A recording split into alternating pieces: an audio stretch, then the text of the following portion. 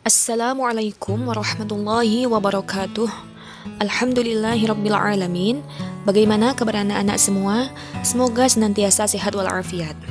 Sebelum kita mulai pelajaran kita pada hari ini, marilah kita berdoa bersama-sama. Bismillahirrahmanirrahim. Raditu billahi rabba wa bil islami dina wa bi muhammadin nabiyyan wa rasula. Rabbi zidni ilma warzuqni fahma. Amin ya rabbal alamin. Baiklah, langsung saja kita akan masuk pada materi yang pertama, yaitu tentang hukum bacaan mat. Kita akan membahas 4 jenis mat, yaitu mat swilah, mat badal, mat tamkin, dan mat farqi. Sebelum kita masuk pada pembahasan kita, saya akan mulai dengan muqaddimah. Marilah kita simak muqaddimah berikut ini. Hukum mempelajari ilmu tajwid adalah fardu kifayah, sedangkan mengamalkan ilmu tajwid adalah fardu ain bagi setiap orang yang membaca Al-Quran. Contohnya, dalam sebuah anggota keluarga, jika ada satu orang anggota keluarga yang sudah mempelajari ilmu tajwid, maka kewajiban mempelajari tajwid bagi anggota keluarga yang lainnya itu sudah gugur. Karena hukum belajar tajwid adalah fardu kifayah. Akan tetapi, hukum membaca Al-Quran menggunakan ilmu tajwid itu hukumnya adalah fardu ain, wajib personal, wajib individu bagi umat Islam seluruh dunia, tanpa terkecuali. Sebagaimana Allah Ta'ala telah berfirman dalam surah Al-Baqarah ayat 121, Bismillahirrahmanirrahim. Alladzina atainahumul kitaba yatlunahu haqqa tilawatih. Artinya, orang-orang yang telah kami beri Al-Quran kepadanya, mereka membacanya dengan bacaan yang sebenarnya. Imam Ibnu Jazari juga mengatakan di dalam kitab beliau, yaitu Jazariyah dalam bentuk nazam, Bismillahirrahmanirrahim. Wal akhdhu bit tajwidi hadzmun lazimun malam yujawwidil qur'ana athimun. Artinya, menggunakan atau mengamalkan ilmu tajwid adalah merupakan suatu keharusan. Maka, barang siapa yang tidak memperbaiki bacaan Al-Qur'annya, dia termasuk berdosa. Definisi mat secara bahasa adalah memanjangkan atau sesuatu yang memanjang. Pendapat lain yaitu mat adalah aziyadah atau sesuatu yang tambah. Sedangkan secara istilah, mat adalah memanjangkan suara huruf dari huruf-huruf mat. Huruf-huruf mat ada 3, yaitu yang pertama alif jatuh setelah harokat fathah. Contoh, qola, Musa. Yang kedua, wawu sukun jatuh setelah harokat dhammah. Contoh, qulu, kunu. Yang ketiga, ya sukun jatuh setelah harokat kasroh. Contoh, amin. Pada hakikatnya, huruf hijaiyah bunyinya adalah satu harokat atau satu gerakan. Dan apabila bertambah dari satu harokat, lebih panjang dari satu harokat, maka disebut mat. Contoh satu harokat, a, ba, ta, fa, ja, ha, kho. Nah, umpama kok kalian membacanya a, ba, ta, fa, ja, ha, kho dengan dipanjangkan, itu sudah disebut mat. Jadi, asal huruf hijaiyah itu adalah satu harokat.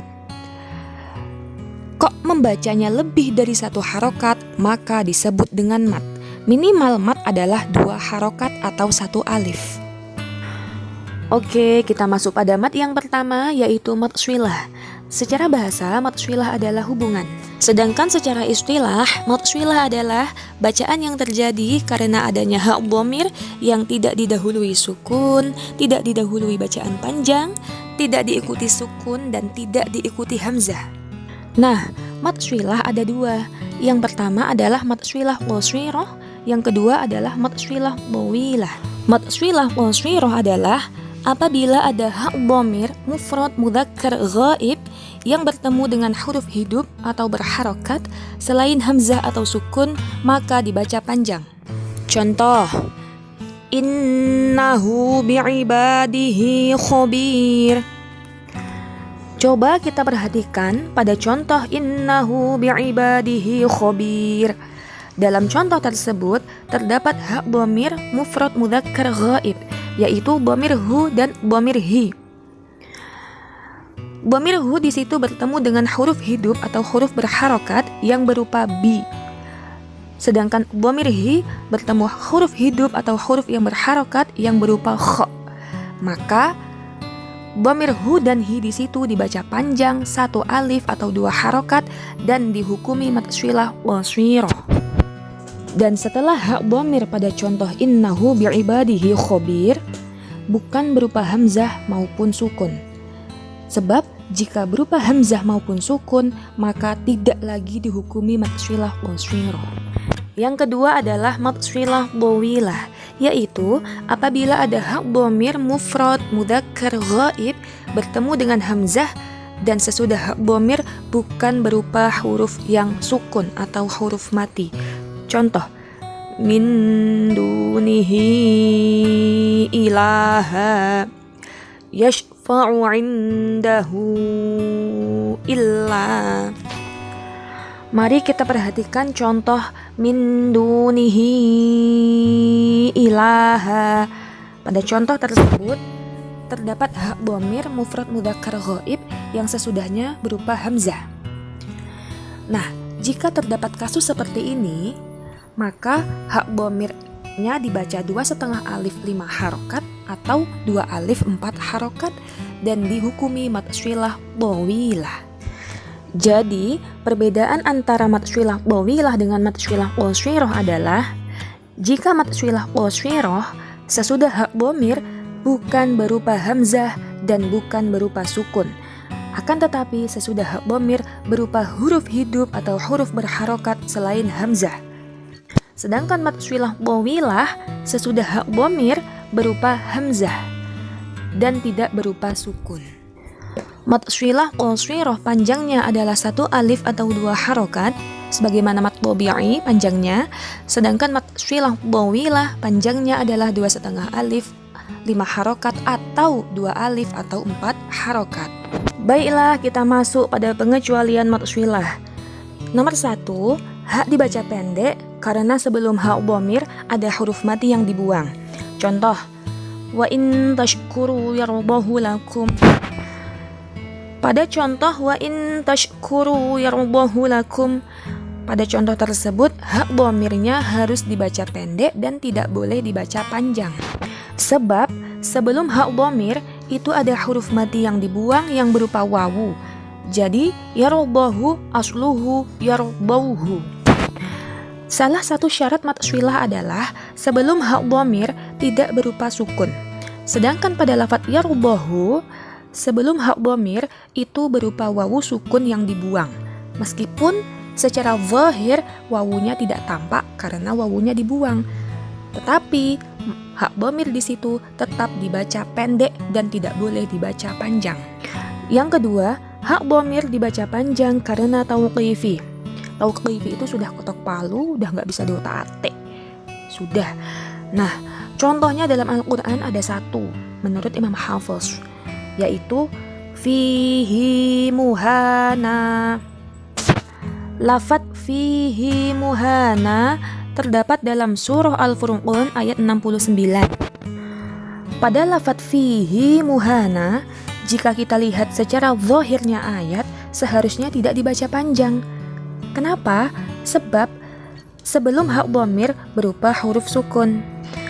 Kaidah mad swilah adalah jika sebelum hak dhamir berupa sukun, maka hukum mad swilah menjadi batal, alias bukan mad swilah lagi. Akan tetapi, dhamir hi di sini dibaca panjang sebab masuk dalam pengecualian, yaitu alasannya adalah karena tauqifi.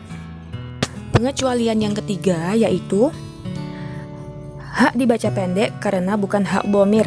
Contoh, ma nafqahu katsira. Lafadz nafqahu haknya bukan hak dhamir, tapi hak lafadz nafqahu. Nafqahu adalah fi'il mudhari', madhinya adalah faqiha. Faqiha yafqahu. Nafqahu haknya adalah hak lafadz nafqahu dan bukan hak dhamir, maka haknya tidak dibaca panjang. Yang keempat, hak dhamir dibaca panjang jika wasol. Jika waqaf, hak dhamir menjadi mati. Contoh lafadz ya'lamunahu. Ya'lamunahu dibaca panjang jika wasol menjadi ya'lamunahu. Jika waqaf ya'lamunah. Begitu pula lafadz min ilmihi. Jika wasol dibaca min ilmihi. Jika waqaf dibaca min ilmihi. Yang kelima, jika huruf sebelum hak dhamir berupa huruf hidup atau huruf yang berharokat dan sesudah hak dhamir berupa sukun atau huruf mati, maka hak dhamir dibaca pendek. Contoh, lahul hukmu, lahul asma'u. Pengecualian yang terakhir, jika huruf sebelum hak dhamir berupa huruf mati dan huruf sesudah hak dhamir berupa huruf hidup, maka hak dhamir dibaca pendek. Contoh, fihi huda, khudhuhu fa'tiluh. Yang perlu kita garis bawahi adalah bahwasanya tidak semua hak adalah hak dhamir dan tidak semua dhamir termasuk mad shilah. Nah, berbekal ilmu nahwu dan syaraf, kita akan bisa mengetahui antara hak yang hak dhamir dan hak yang bukan hak dhamir. Mad yang kedua adalah mad badal. Definisi mad badal adalah apabila ada huruf mad bertemu dengan hamzah, akan tetapi posisi hamzah jatuh sebelum huruf mad. Jadi hamzahnya dulu baru kemudian diikuti huruf mad. Contoh, imana, utu, amana. Lafadz amana asluhu a'mana. Pada lafadz a'mana terdapat dua hamzah yang kumpul dalam satu kalimat, yang mana hamzah pertama berharokat dan hamzah yang kedua disukun. Maka hamzah yang kedua diganti dengan alif. Maka lafadz a'mana menjadi amana. Alif menjadi badal dari hamzah yang kedua, maka disebut mad badal, pengganti. Contoh lagi lafadz utu, asluhu adalah uktu. Pada lafadz uktu terdapat dua hamzah yang kumpul dalam satu kalimat. Hamzah yang pertama berharokat dhammah dan hamzah yang kedua berharokat sukun, maka hamzah yang kedua diganti dengan wawu. Maka lafadz uktu menjadi utu. Hamzah yang kedua diganti dengan wawu karena menyesuaikan harokat sebelumnya, yaitu harokat sebelumnya berupa harokat dhammah. Nah, maka disebut mad badal. Hamzah digantikan wawu, wawu menggantikan hamzah. Contoh selanjutnya adalah lafadz imana. Asluhu adalah i'mana. Lafadz i'mana terdapat dua hamzah, yang mana hamzah pertama berharokat kasroh dan hamzah yang kedua berharokat sukun. Maka hamzah yang kedua diganti dengan ya karena menyesuaikan harokat huruf sebelumnya. Maka i'mana menjadi imana. Hamzah dibadali dengan ya, maka disebut mad badal. Mad badal dibaca panjang satu alif atau dua harokat. Mad badal dinamakan mad badal sebab huruf yang kedua yaitu alif, wawu, dan ya adalah sebagai ganti dari hamzah. Apabila disambung dengan kalimat sebelumnya, maka status bacaan matnya hilang. Contoh, alladzina tumina. Lafadz u'tumina itu terdapat dua hamzah. Akan tetapi tidak dibaca mat sebab gandeng dengan huruf sebelumnya. Alladzina tumina. Mat yang ketiga adalah mat tamkin. Tamkin adalah masdar dari fi'il madhi makkana yumakkinu makkin tamkinan ila akhirih. Definisi mat tamkin adalah yaitu apabila ada ya bertasydid dan berharokat kasroh bertemu dengan ya sukun. Intinya ada dua ya. Ya pertama bertasydid dan berharokat kasroh, ya kedua disukun. Maka cara membacanya adalah ditekan, sing mantep, sing tetek nek moco. Contoh, ummina wa idza huyitum. Jadi cara membacanya adalah dengan menetapkan dan memantapkan bunyi ya yang bertasydid dengan cara ditekan dan ditahan. Jadi tekan dulu, tahan dulu, jangan buru-buru memanjangkan. kesusu biasa nih, ya kan? Biasanya tuh pengennya endang-endang cepet-cepet, tapi penekanannya kurang. Ya, jadi tekan dulu ya. Tekan dulu baru dipanjangkan. Ojo kesusu, jangan buru-buru. Ummina wa idha huyitum. Mat tamkin dibaca panjang, 1 alif atau 2 harokat. Mat yang keempat adalah mat farqi. Definisinya adalah apabila ada mat badal bertemu dengan huruf yang bertasydid, maka dibaca panjang 3 alif atau 6 harokat. Contoh, Qul a'adzakaraini Allahu khair. Qul Allahu udzina lakum. Jadi cara membacanya, panjangkan dulu sebanyak 3 alif atau 6 harokat, baru kemudian ditasydidkan atau ditahan atau ditekan. Demikian materi untuk hari ini. Jangan lupa dipelajari, dihafalkan, dan dipraktekkan saat membaca Al-Quran. Semua materi yang sudah saya sampaikan wajib kalian catat ulang di buku Quran Hadis kalian. Kalian harus punya 2 buku tulis untuk mapel Quran Hadis. Yang satu untuk catatan, khusus catatan. Yang satunya lagi itu untuk khusus PR. Baiklah, yang terakhir adalah PR. PR-nya adalah mencari 5 contoh mat swilah, dawilah, dan qaswirah, 5 contoh mat badal, 5 contoh mat tamkin, dan 5 contoh mat farqi di Al-Quran surat Al-Baqarah, Ali Imran, An-Nisa, dan Al-An'am. Saya batasi hanya 4 surat ini saja, ya. Demikian yang dapat saya sampaikan. Kurang lebihnya mohon maaf. Semoga bermanfaat. Sampai jumpa pada pertemuan minggu depan. Wassalamualaikum warahmatullahi wabarakatuh.